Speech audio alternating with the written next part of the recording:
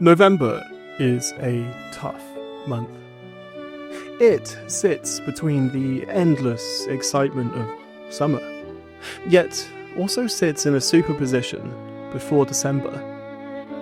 It is neither merry nor prosaic. It sits in between, in a merry superposition. It sits at the cusp of greatness, a harbinger of Christmas joy or festive gloom. It is neither wet nor dry. There is hardly any rain, and though it has its wet moments, it's a month between extremes. We too live by the months.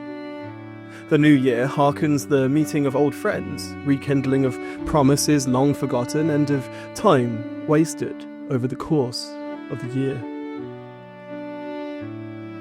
If November is murky, sitting in a superposition, then so are you. You are in a superposition of states. You dither around and avoid the question. You avoid the answer. You stay neither wet nor dry. You sit in a superposition of self versus society.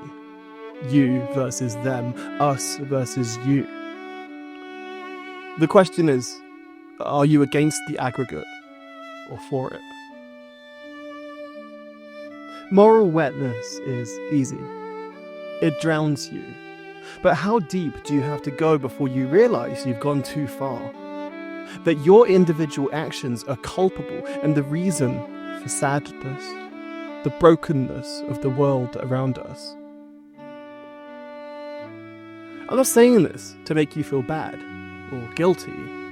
And besides, you probably already know you've made some silly choices which didn't need to be made. But November is dry. November also avoids extremes. It doesn't pick sides. It isn't Christmassy or festive, not in a true sense. I've never heard Santa's sleigh bells in November. Never. But it's also not summery. We're past that point. We're in a superposition.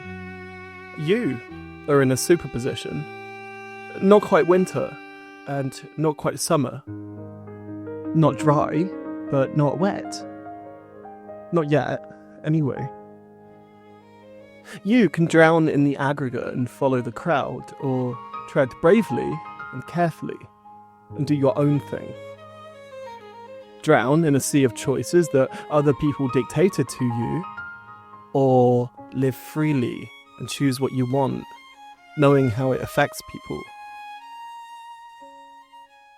Staying dry isn't about leaving others in the sea. Once you've learned to swim, you can help others.